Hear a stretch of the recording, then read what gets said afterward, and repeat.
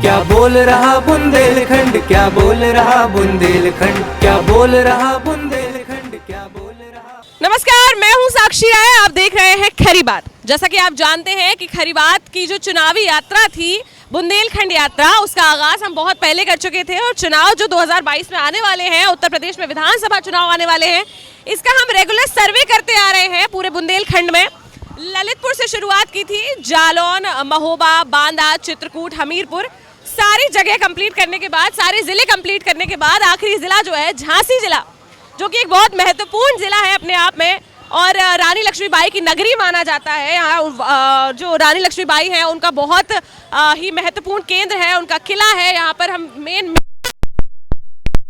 और यहाँ पर लोगों से आज पूछने आ गए हैं कि भैया जो इतने समय से हम बुंदेलखंड में सर्वे कर रहे थे वो आज झांसी जिले की जनता हमें बताएगी।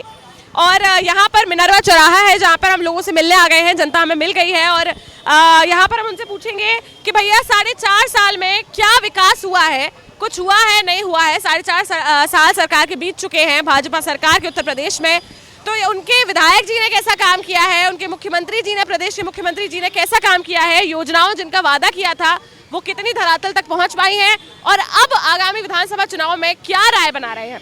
तो आइए सीधे उन्हीं से बात करते हैं, जानते हैं।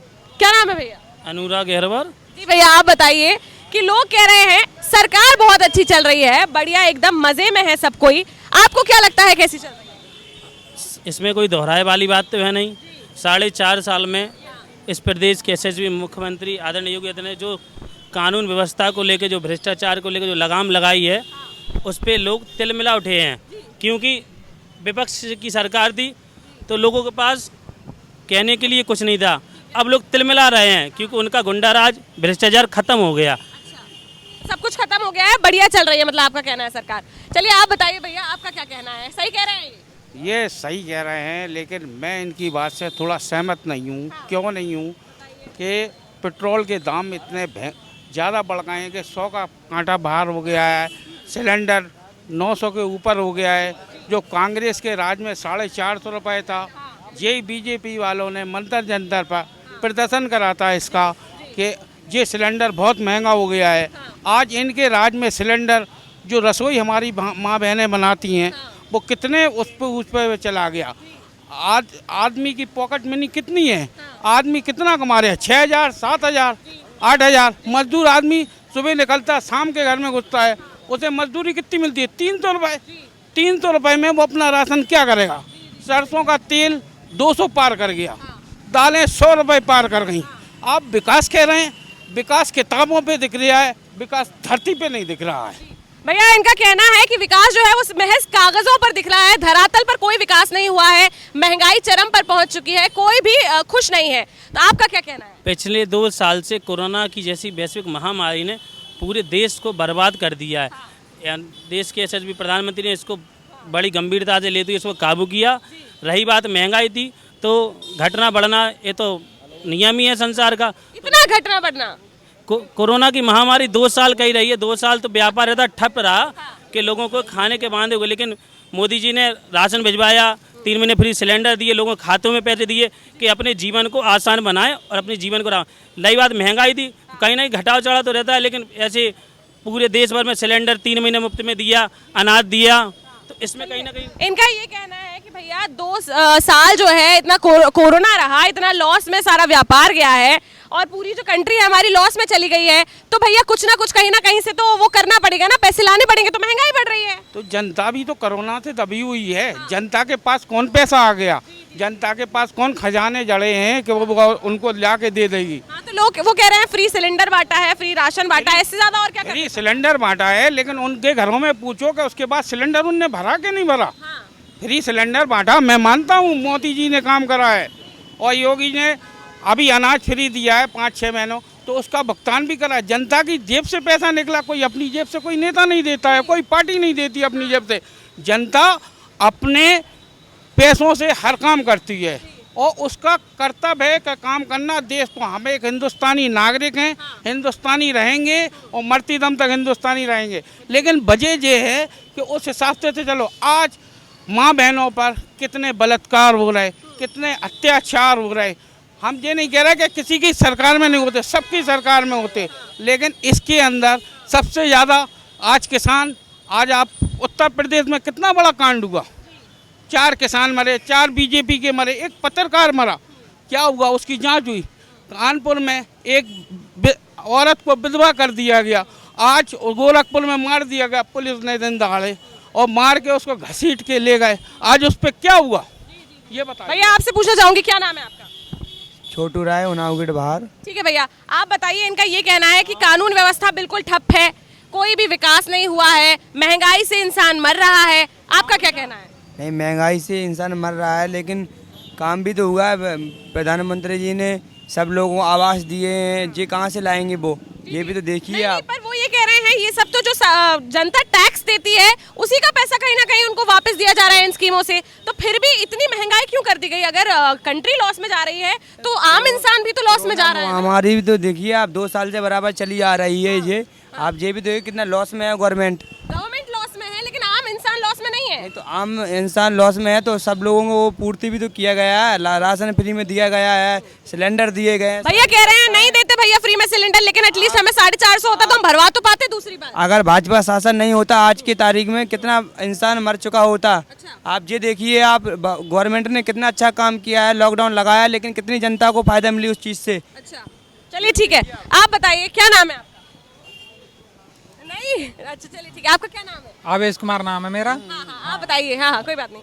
आप ये बताइए कि ये कह रहे हैं कि कोविड के टाइम पे जितने लोग मरे हैं ये तो बहुत कम लोग मरे हैं, अगर भाजपा की सरकार नहीं होती तो इसकी गिनती जो होती है वो लोग गिन नहीं पाते। नहीं, अच्छा कोविड लाया कौन? अच्छा लाया कौन? अच्छा कौन लाया आप बताइए? सरकार लाई। क्यों सरकार क्यों लाई? सरकार बीमारी तो कोविड एक प्राकृतिक आपदा है। एक मिनट सुनिए, पहली बार केरल में एक केस आया था, आपको भी मालूम होगा, रामनाथ नाम का कोई था, तो वहाँ से लॉकडाउन लगाने चाहिए, क्यों नहीं लगाया? 22 तारीख को क्यों लगाया? 1 जनवरी को आया केस, नहीं 19 जनवरी को आया था, तो मार्च में क्यों लगाया गया? 22 मार्च को पहले भी लगा सकते थे ना, तो ये तबाही क्यों आती? अच्छा 22 से पहले लगा देते तो भैया जब सरकार को लगा कि नहीं भैया बढ़ने लगा है और कंट्रोल नहीं कर सकते तब उन्होंने लॉकडाउन लगाया। अभी भी तो लग रहा है, अभी भी तो लग रहा है, क्यों सब घूम रहे हैं? बिल्कुल। तो आपका मतलब ये कहना है कि ये जो बीमारी है यही सरकार लाई है? और क्या क्यों लाई है सरकार? अच्छा सरकार इसीलिए लाई है अपना वोट बैंक बनाने के लिए। वोट बैंक कैसे बनेगा इससे? इससे बनेगा बस। अच्छा कि महामारी के नाम पे वोट बैंक बनेगा बस। चलिए ठीक है, आप बताइए क्या नाम? पुलवामा हमला सुना था आपने? पुलवामा हमला सुना था, क्या रीजन था? क्या रीजन? यही रीजन था। अच्छा सरकार ने करवाया था क्या? हमें तो ऐसे ही लगता है। अच्छा आपको ऐसे ही लगता है? भैया कह रहे हैं कि पुलवामा भी जो था वो भी सरकार ने कराया था, और भैया ये जो कोरोना हुआ है ये भी सरकार ने कराया है। जे हमें लग रहा है भारत में रहने के लिए पाकिस्तान से आए, हमें लगता है इनसे, तो बस इनका एक ही उद्देश्य है। भैया कोई भी विरोध करता है तो उसको ये क्यों बोल दिया जाता है पाकिस्तान से आए? नहीं तो बताओ, समझो आप, कहने का हक नहीं है पाकिस्तान से आए, कैसी बात? मनमोहन सिंह प्लस में जीडीपी छोड़ के गए थे, +10 थी, आपको भी मैं मालूम होगी। आज की जीडीपी क्या है? माइनस में है। भैया जीडीपी की पूछ रहे हैं कि जीडीपी इतनी लो क्यों चली गई है इस सरकार में? सबसे पहले तो जीडीपी को समझो होता क्या है। जीडीपी कहना और सुनने बहुत आसान है, उसकी गहराई से अध्ययन करने का पता चल जाएगा कि जीडीपी गिरी तो इसका कारण क्या है।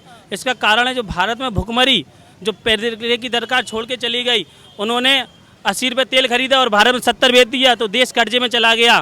ठीक, अब लेकिन अब क्या हो रहा है? और अब देश कर्जे से बहाल होता जा रहा, क्योंकि बाहर से सस्ता आ रहा है और यहाँ महंगा बेचा जा रहा है। कर्जा भी तो उतारना है देश का। कर्जा ऐसे दे तो उसे सस्ता बेच रहा है तेल, आप ही से खरीद के, और हम उसे 100 रुपये। अदर कंट्री भी है, नेपाल देख लीजिए, आपसे सस्ता तेल है। भूटान देख लीजिए। क्या कहना है आपका? कुछ कहना है? क्यों है? आपसे खरीद लिया था? कोई बात नहीं, आप बताइए भैया क्या नाम है? मॉर्निंग मैम, इधर आइए।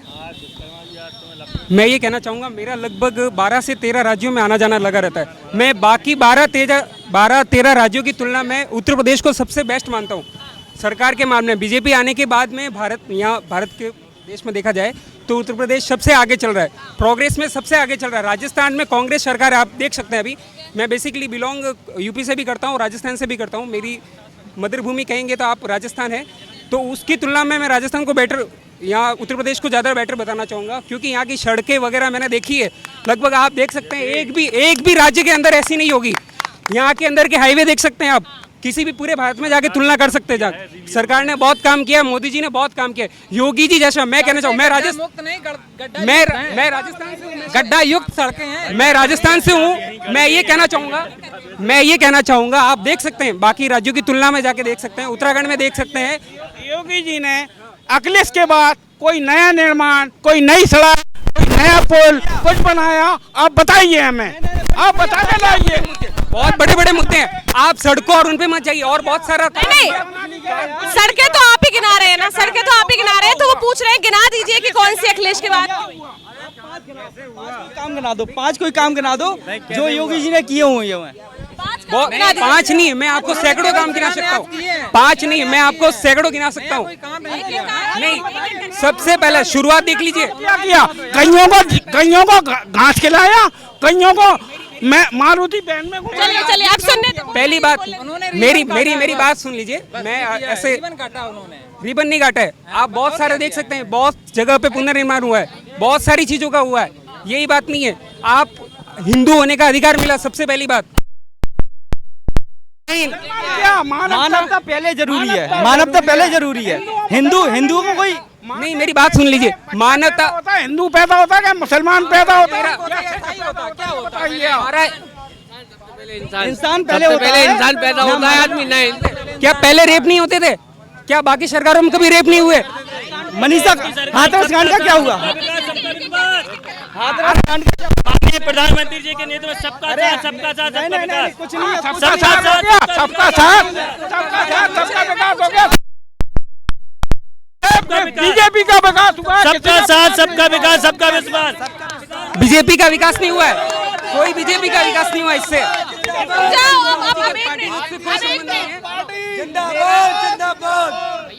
मेरा किसी भी पार्टी से संबंध नहीं है, मैं बस एक यूथ होने के नाते अपनी बात रख रहा हूँ। यूथ होने के नाते एक मिनट रुक जाओ। यूथ होने के नाते पीछे हो जाओ, शांत हो जाओ। मैं आ रही हूँ, आप पे आ रही हूँ, ठीक है? पीछे हो। हाँ चलो बताओ भैया क्या कह रहे हो? मैं बस ये कह रहा हूँ, यूथ होने के नाते जो मैंने देखा है अब तक, हालांकि मेरी राजनीति से मेरा कोई संबंध नहीं है, मैं पढ़ रहा हूँ, मैं स्टूडेंट हूँ। मैं बस एक सर्वे के तौर मैंने लगभग हाँ स्टूडेंट हूँ मैं, यूथ। आपसे एक प्रश्न पूछना चाहूंगी कि इन लोगों की शिकायत बहुत है कि वैकेंसी नहीं निकल रही है, कोई रोजगार नहीं मिल रहा है। वैकेंसीज बहुत सारी निकली है, आप देख सकते हैं। देश ताजी को झेल रहा है, एकदम से रोजगार कहाँ से आ जाएगा? जो आदमी 2 साल रोजगार नहीं कहलाता क्या? आप ये कहते हैं कि क्राइम कंट्रोल नहीं, कहाँ से कंट्रोल हो रहा है? कंट्रोल नहीं हुआ। आप ये बताओ, पहले रोड पे यहाँ पे 1 मिनट, मैंने जमीन खरीदी इनसे 5 लाख रुपए की, उस पे एक आदमी आया, 1 ट्रॉली बालू 1 ट्रॉली गुम्मा लड़वा दिया, ये मेरा है। 2 लाख रुपए मैंने फालतू दिए, किस मतलब के दिए? पहले होता था ये? हाँ। क्यों नहीं होता था? भैया आप बताइए, कह रहे हैं पहले तो कब्जा। 1 मिनट, अपनी बात रखने दीजिए। आप पहले की कह रहा हूँ, आप कह रहे हैं झांसी में डेवलपमेंट नहीं, कहाँ डेवलपमेंट नहीं हो रहा? हर जगह डेवलपमेंट है, जगह जगह रोड डल रही, फुटपाथ डल रहा है, एपेक्स डल रहा, ये डेवलपमेंट नहीं होता। अब आप जवाब सुनिए। क्यों नहीं होता? हो नहीं रहा क्या? हुआ नहीं है। पीछे हो जाओ, एक एक करके पूछ रहे हैं। भैया आप बताइए, ये कह रहे हैं कोई क्या डेवलपमेंट नहीं हुआ है झांसी में? यहाँ हर जगह डेवलपमेंट है। पूछ रहे हैं, अब आपका जवाब ले रहे हैं। आपने पूछ लिया, आपने पूछ लिया, अब जवाब ले लीजिए। आदमी ये कहता है कुछ नहीं हो रहा, कैसे नहीं हो रहा? प्रश्न आप पूछ रहे हैं ना, तो जवाब भी तो सुनिए। हो रहा है, बीजेपी कर रही है। आप जवाब, प्रश्न भी खुद दे रहे हैं, जवाब भी खुद बोलने तो दीजिए। महंगाई, रोजगार और जो बिजली के दाम बढ़े हुए ना, महंगाई, रोजगार, बच्चों को रोजगार नहीं मिल रहा बिल्कुल भी। हम भी है रोजगार नहीं लगी। नौकरी का वादा किया था, पूछिए एक सरकार से बताइए कहाँ लगी नौकरी? अभी भैया ने बताया कि यहाँ पर जैसे भैया ने अभी यहाँ बताया कि यहाँ पर डेवलपमेंट हुआ है, जैसे झांसी हमारी स्मार्ट सिटी में पास हुई है। मैं उन भैया से ये पूछना चाहता हूँ कि झांसी में स्मार्ट सिटी पास हुई है, कोई भी एक ऐसे 6 काम बता दीजिए कि जो झांसी स्मार्ट सिटी में काम हुए हैं। क्या स्मार्ट सिटी में ये तो एक प्रथा हो गई कि 6 काम बताइए, 5 काम बताइए। जब से प्रदेश में चार बता दीजिए आप, चार झांसी छोड़िए, पूरे प्रदेश की बात करते हैं। जब से प्रदेश में बता रहे भैया, बता रहे हैं। हाँ भैया बताओ। मैडम ऐसा है, झांसी में अगर स्मार्ट सिटी के नाम से कहा जाए, झांसी में अगर स्मार्ट सिटी के नाम से कहा जाए तो सबसे पहले झांसी में स्मार्ट सिटी के काम बता रहे हो हम। यहाँ तो सुनो या बताओ, स्मार्ट सिटी के काम बता रहा हूँ। झांसी में अगर सबसे पहले काम हुए तो महिलाओं के लिए पिंक टॉयलेट बनी है। दूसरा, स्मार्ट सिटी में सबसे पहले काम हुए तो अभी जो जितने भी यहाँ पे कैमरे वगैरह लगे हैं, पूरा चौराहे में झांसी में कैमरों का जाल बिछ चुका है। ये सब स्मार्ट सिटी के माध्यम। झांसी में जितनी भी महानगर की सड़कें हैं जो मतलब अधिकारियों से या हाई लेवल पे जाती हैं, वो सब कुछ स्मार्ट सिटी। नगर निगम में अभी जो कंट्रोल रूम बना हुआ है, कंट्रोल जो हुआ है, वो सब स्मार्ट सिटी से बना हुआ है। चार काम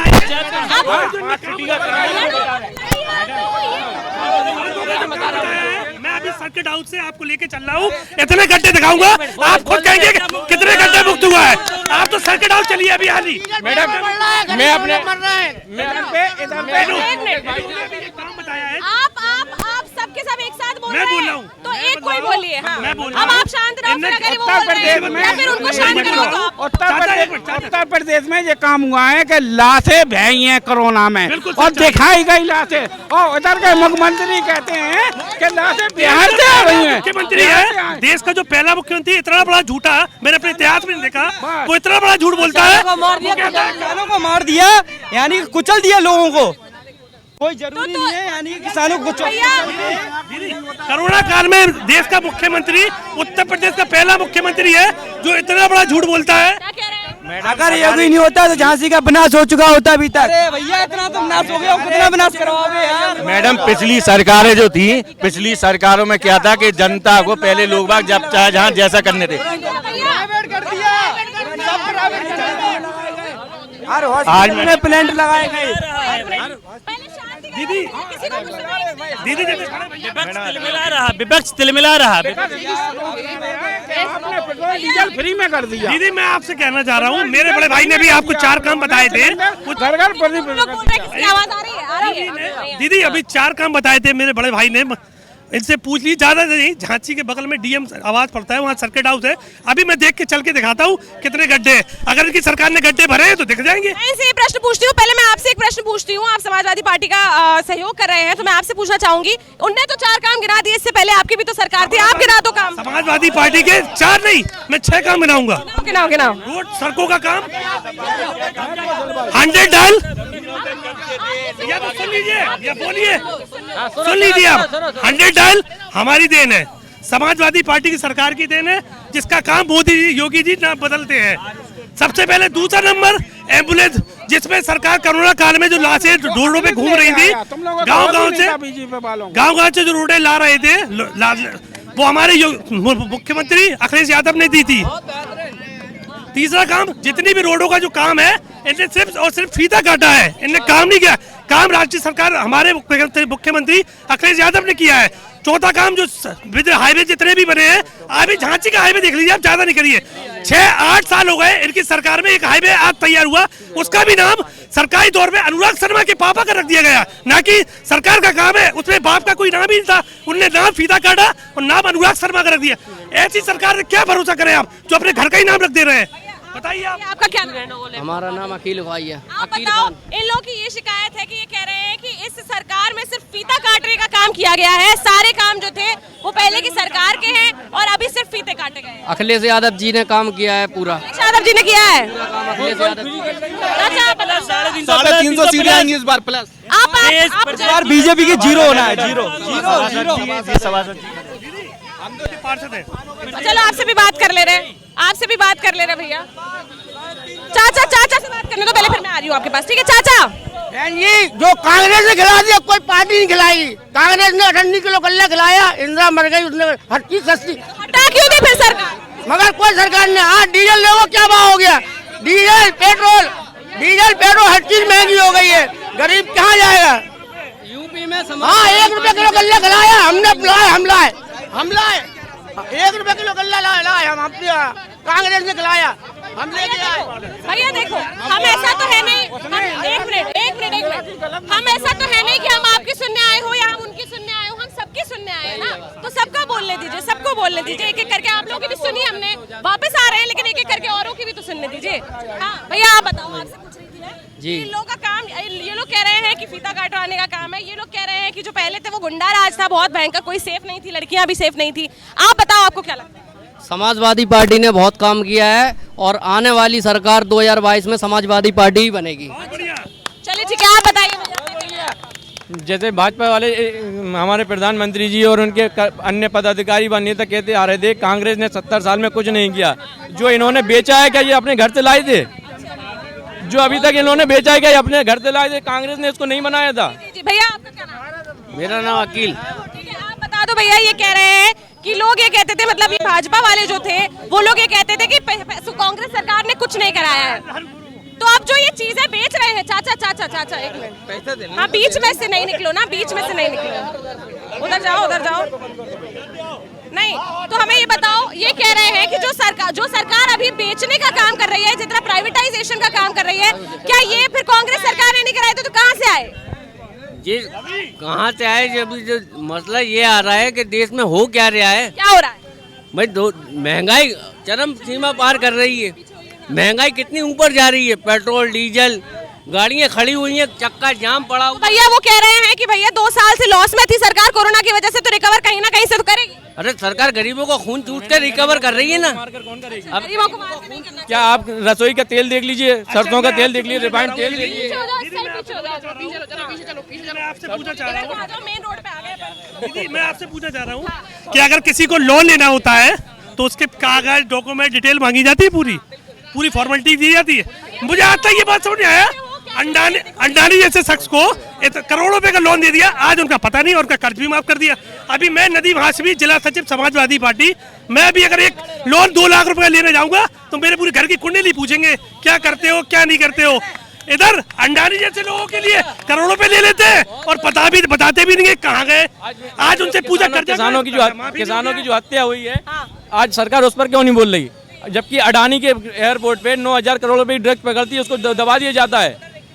उस बात को दबा दिया जाता है जो अडानी के एयरपोर्ट पे 9,000 करोड़ रुपए की ड्रग्स पकड़ी गई, और किसानों की हत्या पे बिल्कुल नहीं बोला जा रहा है। वो एक बचपन में कहावत थी कि मेरे पिताजी ने मेरे ऊपर 5 खून माफ कर दिए हैं। क्या भाजपा के मंत्री जी के बेटे के ऊपर 5 खून माफ है? वो भैया इसका कौन जवाब देगा, बताइए इसकी कौन जवाब देगा?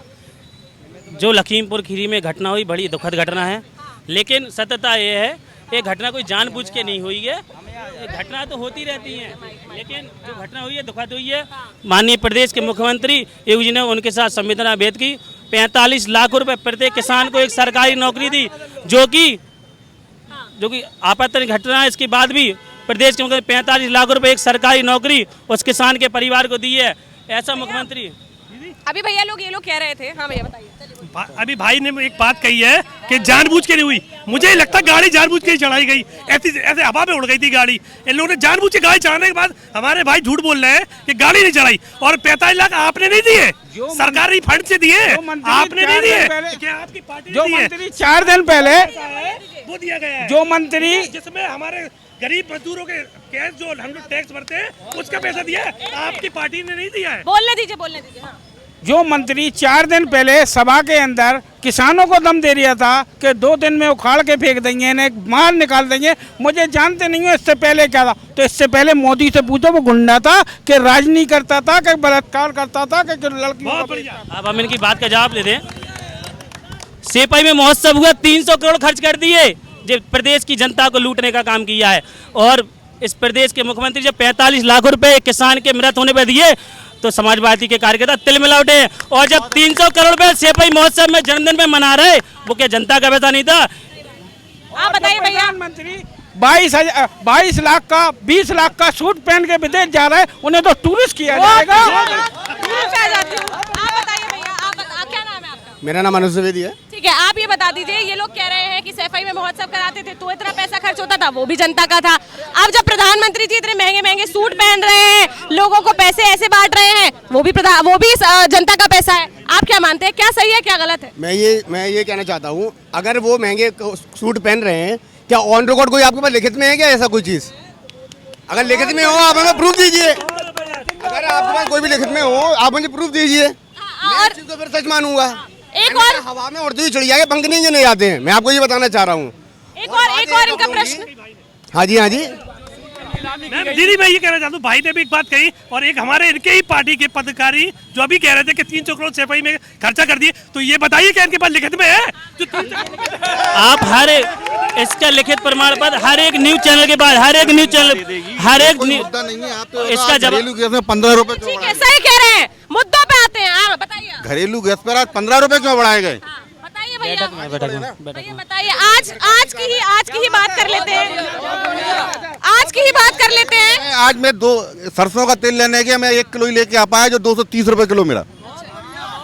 कैसे घर चलेगा? ये तो कहीं इससे पहले क्या सरकारों में तेल में क्या महंगाई नहीं थी भैया? यहाँ से तेल वगैरह का इम्पोर्ट करते हैं। मैडम कहीं कहीं घरेलू बाजार में तेलों का रेट बढ़ता है। आप गूगल करके देखिए, सन 2013 का आंकड़ा बोल रहा हूँ मैं, 93.04 एवरेज था पेट्रोल का। उस समय आप लोग क्यों नहीं बोल रहे थे कुछ? 2013 में प्रधानमंत्री जी जब लाइव आए थे, 1 मिनट आप बोले मैं नहीं बोला, जब 2013 में प्रधान जी लाइव आए थे, जब मनमोहन सिंह प्रधानमंत्री थे, जब प्रधानमंत्री जी का एक बोल था कि जब प्रधानमंत्री वो बेचारे प्रधानमंत्री जी को बोलने नहीं दिया करते था। जी का एक बोल था, माननीय नरेंद्र मोदी जी का एक बोल था कि मनमोहन सिंह जी के मुंह से महंगाई का एक माँ नहीं निकल रहा। मैं आपको बता दूं आज नरेंद्र मोदी जी के मुंह से माँ महंगाई का हा ला या कुछ नहीं निकल रहा, क्योंकि तेल 230 हो गया। जब मनमोहन सिंह जी प्रधानमंत्री थे तो उनको बोला वो तो सोनिया गांधी की बनाई हुई किताब थी, जब पन्ना खुलेगा तब बोलेंगे, अन्यथा नहीं बोलेंगे। लेकिन मोदी जी लेकिन ये तो बोलते हैं, लेकिन मनमोहन सिंह जी क्या बोलेंगे? सोनिया जी कहेंगे भाई भैया लोग एक मिनट भैया लोग ये बोल रहे हैं कि भले ही जो भी हो, लेकिन मनमोहन सिंह के में कम से कम जीडीपी माइनस में तो नहीं गई थी। मनमोहन सिंह के कार्यकाल में तो कोरोना जैसी वैसे कोई महामारी भी तो नहीं आई थी। इसके पहले आवास योजना के तहत करोड़ों लोगों को आवास दिए, गैस सिलेंडर दिए। इस पैसा कहाँ से आएगा? सरकारी फंड से दिया। बनाया किसने बनाया? क्या मनमोहन सिंह ने बनाया क्या? जैसे हमारे भाई ने कहा, जैसे हमारे भाई ने कहा कि सोनिया जी चलाती थी, मनमोहन एक कठपुतली थे, तो आज मोदी भी एक कठपुतली है, उन्हें अम्मा नहीं चला रहा है, विजय भी चला रहा है।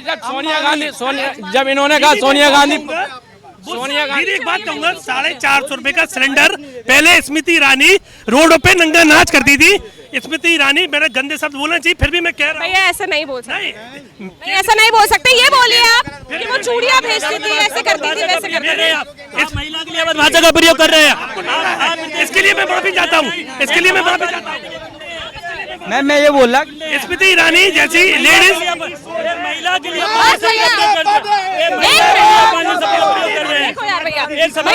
सुनिए, उनने जो बोला उसके लिए उनने माफी भी मांगी। इनको मुद्दा मत बनाइए, इसको मुद्दा मत बनाइए, मुद्दा इसको मत बनाइए, मुद्दा बनाइए महंगाई को, मुद्दा बनाइए बेरोजगारी को, उस पर बात करो ना। प्रदेश में नहीं मिल रहा महिलाओं को। भैया पीछे हो, ये लोग कह रहे हैं, ठीक है बात कर रहे हैं। जाओ भैया, एक करके बोलो, धीरे बोलो। 26 थाने हैं झांसी में, 26 थानों का सर्वे कर लो कि एक भी मुकदमा नहीं होगा जमीनी।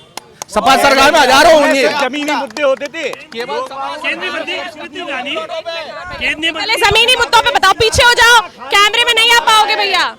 हाँ आवाज तो पहुंचेगी, क्या दिक्कत है? मैं ये पूछ रहा, समाजवादी पार्टी जिंदाबाद, समाजवादी पार्टी बात करो, तथ्यों पे बात करो, नारेबाजी करने से कुछ नहीं होगा भैया। पूछ रहा मोदी जी बाइट क्यों नहीं देते अपनी? बाइट क्यों नहीं देते? हाँ बाइट क्यों नहीं देते? कैमरे के सामने, हाँ कैमरे के सामने क्यों नहीं आते?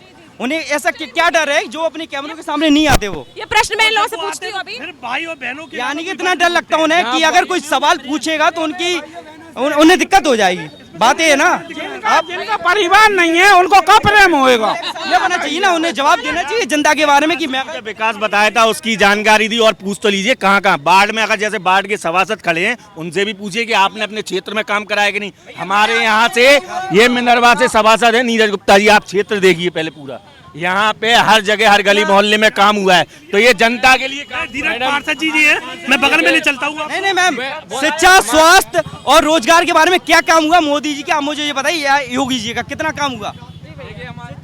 मैडम स्वास्थ्य के लिए सबसे बड़ा काम है कि कोरोना काल का जो अवसर है उसमें देखिए आप, अगर मोदी जी की सरकार की जगह अगर दूसरी सरकारें होती तो वास्तव में मांगिए कि जाने कितनी लाख, क्योंकि जो योगी जी ने अपने उससे से लोगों को घर में जो टाइट करके रखा, किसी को कोरोना प्रोटोकॉल का पालन करना सिखा दिया। पहले आदमी जानता नहीं था कि भाई अगर पुलिस लग गई है तो कोई आदमी घर से बाहर नहीं निकलता, वजह थी क्योंकि आपको सरकार बचा रही थी। आप घर से बाहर निकलेंगे तो आपको भी बीमारी पकड़ सकती थी, लेकिन जनता जागरूक। जहाँ हमारे भाई ने बात करी थी कि एक चौराहा देख लीजिए रोडों का, देखिए चौराहे तो झांसी के मेन चौराहे होते हैं जहाँ से किसी भी नेता को कहीं भी निकलना होता है। मेन मुद्दा होता है गलियां देखने का, जहाँ मैं आपको बता दूं आज एक हफ्ते पहले एक मैयत लेते हुए लड़खड़ा था, वो गिरते गिरते बचा। क्या वो गड्ढे मुक्त हुए अभी तक? मैं आपको बता सकता हूँ कि इसके लिए मैं बता दूं, अगर क्षेत्र में जनता अगर किसी को जिताती है तो वो जिम्मेदारी होती है पार्षद की, क्षेत्रीय सभासद की। मेरा ये क्षेत्र है, मैं यहाँ से अगर पार्टी का वार्ड अध्यक्ष भी हूँ तो मैं बता सकता हूँ मेरे क्षेत्र में कोई बता दे यहाँ पे कोई कमी है। मेरे मौके भाई मैं भी आपको बता दूं, इतने गड्ढे जो कभी भी गड्ढे मुक्त नहीं हुआ 5 साल। आपके काम है कि सरकार पार्षद का भैया एक मैं आपसे ये कहना चाह रहा हूँ, एक मिनट, आखिरी दीदी मैं इतना बात करूंगा। केंद्र की जो केंद्रीय मंत्री जी जो है एक मिनट, स्मृति ईरानी पहले 450 रुपए के सिलेंडर पे रोडों पे हंगामा करती थी। आज स्मृति ईरानी को आपने देखा कि 450 सिलेंडर पे हंगामा करती थी रोडों पे, संसद भवन में विधायक जगह। आज 900 950 रुपए सिलेंडर हो गया। उसके बाद स्मृति ईरानी का ना ही कोई बयान आ रहा है, ना ही कोई प्रेस कॉन्फ्रेंस कर रहा है। नंबर 47 का जो पार्षद है वो घर में सो रहा है। हमारे वार्ड नंबर का 47 का है नीरज गुप्ता जी, खास शेर जंगल का राजा। चलिए ठीक है भैया, आखिरी सवाल सबसे पूछूंगी। आखिरी सवाल पूछ रही हूँ, इस बार 2022 में किसकी सरकार बनने वाली? भाजपा योगी जी की सरकार बनेगी। योगी जी की सरकार, योगी जी, मायावती, समाजवादी पार्टी, मायावती, कांग्रेस की सरकार आई। सिर्फ और सिर्फ एक ही सरकार, वो है समाजवादी पार्टी की सरकार। समाजवादी पार्टी तो समाजवादी, मायावती जिंदाबाद, मायावती जिंदाबाद, कोई की बने मायावती पार्टी, समाजवादी पार्टी।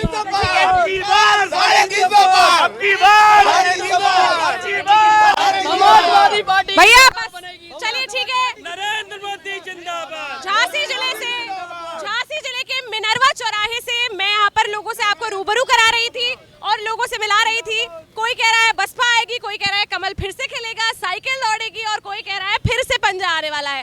तो चलिए देखना होगा कि यहाँ पर ये जनता जो है वो किसको अपना विधायक बनाती है और किसको प्रदेश में मुख्यमंत्री बनाती है। ऐसे ही किसी और क्षेत्र से आपको जनता से और जनप्रतिनिधियों से रूबरू कराती रहूंगी। देखते रहिए खरी बात साक्षी राय के साथ। नमस्कार। क्या बोल रहा बुंदेलखंड, क्या बोल रहा बुंदेलखंड, क्या बोल रहा बुंदेलखंड।